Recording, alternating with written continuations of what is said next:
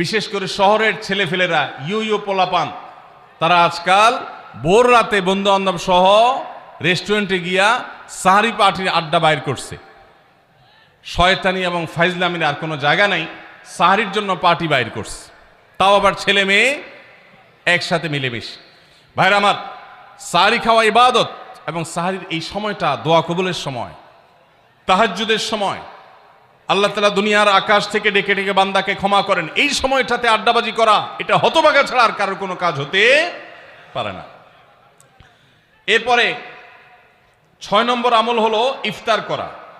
রোজা রেখেছেন কিন্তু ইফতার করেন নাই, রোজা হয়ে যাবে কিন্তু সুন্নাত আদায় হবে না, এজন্য ইফতার করা একটা সুন্নাত। আল্লাহ তাআলা আরহামুর রাহিমিন, এমন একটা মাস রমজান মাস, সারা বছর কিন্তু আমরা নাস্তা করি, সারা বছর যেটা নাস্তা করি রমজানে সে নাস্তাই করি। পার্থক্য হলো সারা বছর নাস্তা করি সকালে, রমজানে নাস্তা করি সন্ধ্যায়। মানুষ দীর্ঘ সময় না খেয়ে থাকার পরে যে খাবার খায় সেটাকেই ব্রেকফাস্ট বলে, সেটাকেই নাস্তা বলে। আরবিতে যে ইফতার বলা হয়, এই ইফতার শব্দের অর্থ কিন্তু নাস্তা। ইফতার শব্দের অর্থ কি? নাস্তা। সারা বছর নাস্তা খেলে কোনো সওয়াব হবে, কিন্তু রমজান মাসে আপনি যদি সারাদিন উপবাস থাকার পর সন্ধ্যায় ব্রেকফাস্ট করেন, অর্থাৎ ইফতার করেন, তাহলে আল্লাহ তাআলা আপনাকে সুন্নাত পালন করার সওয়াব দিবেন।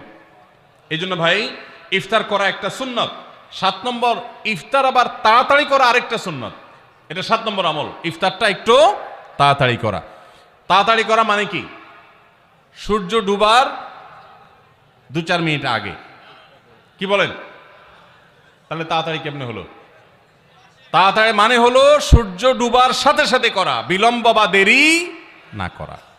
নবী করিম সাল্লাল্লাহু আলাইহি ওয়াসাল্লামের ওই হাদিস আবারও আমরা স্মরণ করি। তিনি বলেছেন, লা ইয়াজালুন নাসু বিখাইরিন মা আজ্জালুল ফুতুর ওয়া আখারুস সুহুর।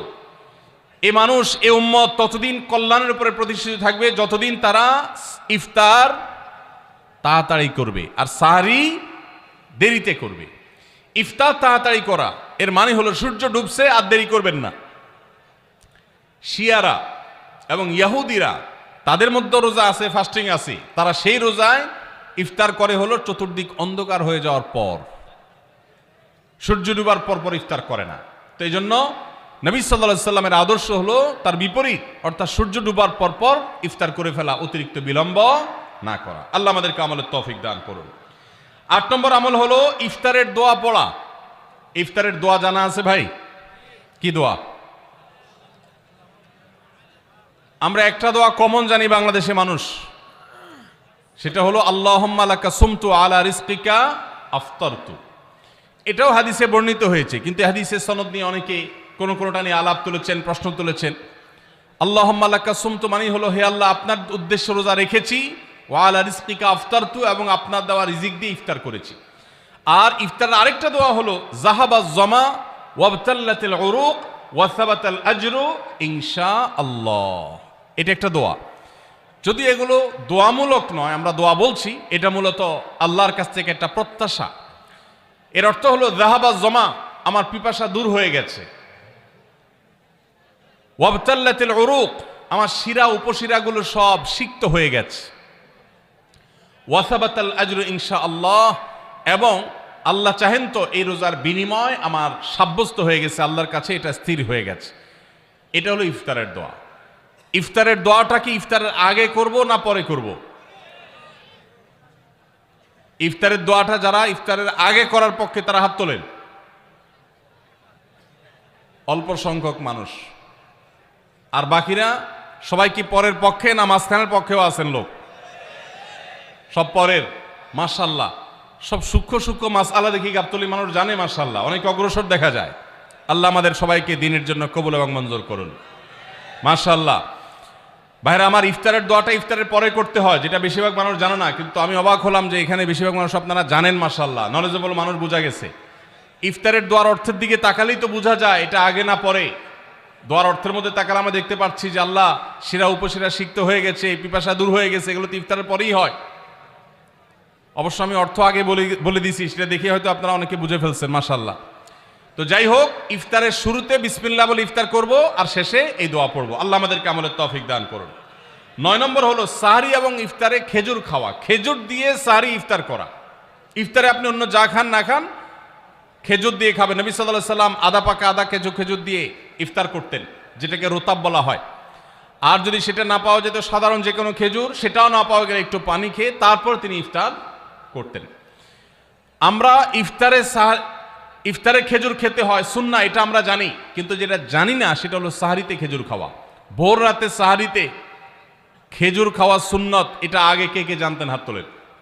আগে জানতেন? মাশাআল্লাহ, হাত নামান। গত বছর রমজানে সাহারিতে ভাত তরকারি যাই খাইছেন না খাইছেন, একটা হলো খেজুর খাইছেন, কারা কারা হাত তোলেন? মাশাআল্লাহ, এদিকে সব আমল করা মানুষ, মাশাআল্লাহ। তাহলে তার ওয়াজ টোয়াজের কোনো দরকার নাই। এত নলেজেবল মানুষ, এত আমলদার মানুষ যদি এলাকায় থাকে, তাহলে ওয়াজের দরকারটা কি? আল্লাহ আমাদের সবাইকে আমলের তৌফিক দান করুন। ভাইরা আমার, ইফতারে খেজুর খাওয়া যেমন সুন্নাত, সাহরিতেও খেজুর খাওয়া সুন্নাত, কিন্তু খেজুর খাওয়া কোনো ফরজ ওয়াজিব না। খেজুরের দাম বেশি হয়ে গেছে, আপনি কিনতে অপারগ। যদি একটা খেজুরও পুরো রমজানে না খান, আপনার রোজার কোনো অসুবিধা হবে। তবে নবী সাল্লাল্লাহু আলাইহি সাল্লাম যেহেতু ইফতার এবং সাহরিতে খেজুর খেতেন, আর খেজুরে প্রচুর পরিমাণ সুগার আছে, উপকারী, যেটা মানুষের স্বাস্থ্যের জন্য উপকারী, প্রচুর পরিমাণ এনার্জি আছে, খাদ্য শক্তি আছে, সারাদিন রোজা রেখে আমাদের যে সুগারের ঘাটতি হয় সেটা পূরণ করার জন্য সহায়ক হয়।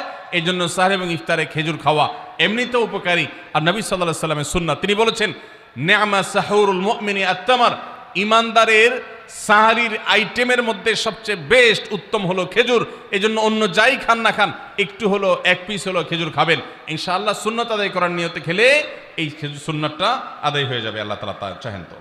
তাহলে 9 নম্বর আমল পেলাম হলো সাহরি এবং ইফতারিতে খেজুর খাওয়া। 10 নম্বর আমল হলো সকল প্রকার পাপাচার বর্জন করা, গুনাহের কাজ থেকে বিরত থাকা। এইটা হলো রমজান মাসের দ্বিতীয় সর্বোচ্চ গুরুত্বপূর্ণ আমল।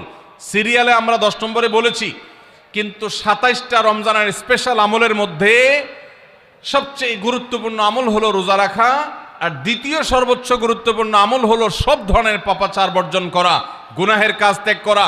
যদি কেউ রমজানে রোজা রাখে, আবার চোখ দিয়ে হারাম জিনিস মোবাইলে দেখে, স্ক্রিনে দেখে, পত্রিকার পাতায় দেখে, অফলাইনে দেখে, পরনারীর দিকে তাকায় থাকে, সে যদি কান দিয়ে হারাম জিনিস শুনে, গান বাদ্য, এই সমস্ত কিছু সে যদি উপভোগ করে, তাহলে তার এই রোজা আর উপোস থাকার মধ্যে কোনো পার্থক্য। মনে রাখবেন, রোজা শুধু পেটের হয় না, রোজা চোখের হয়, রোজা কানের হয়, রোজা হাতের হয়, রোজা মুখের হয়, রোজা শরীরের প্রত্যেকটা অঙ্গ প্রত্যঙ্গের হয়। একজন মানুষ যখন তার পুরো শরীরের রোজা করে, সে যখন সকল অঙ্গ প্রত্যঙ্গ দিয়ে আল্লাহর আনুগত্য করে, আল্লাহর নাফরমানি থেকে বেরিয়ে আসে, তখন সে সত্যিকারের রোজাদার হয়। আর যে শুধুমাত্র দিনের বেলায় পানাহার বর্জন করে, যৌনাচার বর্জন করে, আর সমস্ত পাপাচার অপকর্ম সে যথারীতি অন্য সময়ের মতো রমজান মাসেও করে, এই রোজাদার পেটের রোজা রেখেছে, কিন্তু তার শরীরের অন্য অন্য অঙ্গ প্রত্যঙ্গগুলো আল্লাহর কথা শুনে নাই, সো সেগুলো কিন্তু রোজা রাখে নাই। এই রোজা আল্লাহর কাছে মাকবুল এবং গ্রহণযোগ্য রোজা হতে পারে না। অতএব আমরা রমজান মাসে সব ধরনের গুনাহের কাজ বর্জন করবো তো ইনশাআল্লাহ। প্রিয় ভাইরা আমার, রোজা কিন্তু আমাদের সাথে কথা বলে। রোজার ভাষা আমরা অনেকে জানি না, কি বলে সেটা অনেকে বুঝি না, কিন্তু রোজা আমাদের সাথে কথা বলে। কি কথা? সিয়াম শব্দের অর্থ, আমরা যেটাকে রোজা বলছি সেটা কোরআনের ভাষায় বলা হয় সিয়াম, হাদিসে বলা হয়েছে সেটাকে সওম বা সিয়াম। এই সওম বা সিয়াম একই শব্দ, এর অর্থ হলো বিরত থাকা। এর অর্থ হলো কি ভাই? বিরত থাকা, ব্রেক দিতে জানা। আল্লাহ রাব্বুল আলামিন রোজার মতো ইবাদত দিয়েছেন আমাদেরকে জীবনে ব্রেক দেওয়ার অভ্যাস গড়ে তোলার জন্য।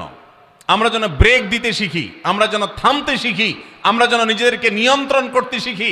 ইসলামের যে বৈশিষ্ট্য, ইসলামের যে বিউটি, ইসলামের যে সৌন্দর্য, সেটা হলো ইসলাম পৃথিবীর মানুষকে আত্মনিয়ন্ত্রণ করবার কথা বলে। আজ ভোগবাদী পৃথিবীর যেদিকে তাকাবেন, চতুর্দিকে দেখতে পাবেন শুধু ভোগের হাতছানি। দুনিয়াটা মস্ত বড়, খাও দাও আর ফুর্তি করো, শুধুমাত্র ফুর্তি ফুর্তি এবং ফুর্তি, ভোগ এবং ভোগ এবং ভোগ। গোটা পৃথিবী আপনাকে ভোগের কথা বলবে, ত্যাগের কথা বলবে না। ইসলাম আপনাকে ত্যাগের কথা বলে। আপনি ঈদ উদযাপন করবেন, ঈদ উল ফিতর, সেখানে পর্যন্ত ইসলাম বলে আগে গরিবের বাসায় ফিতরা পৌঁছাবে, তারপর তুমি ঈদগাহে যাবে, ঈদের আনন্দ করবে। আপনি কোরবানির ঈদে পশু জবাই করে গোশত খাবেন, উৎসব করবেন, ইসলাম বলে ভালো কথা, তুমি উৎসব করবে, তোমাকে উৎসব করতেই দেওয়া হয়েছে, কিন্তু আগে গরিবের বাসায়ও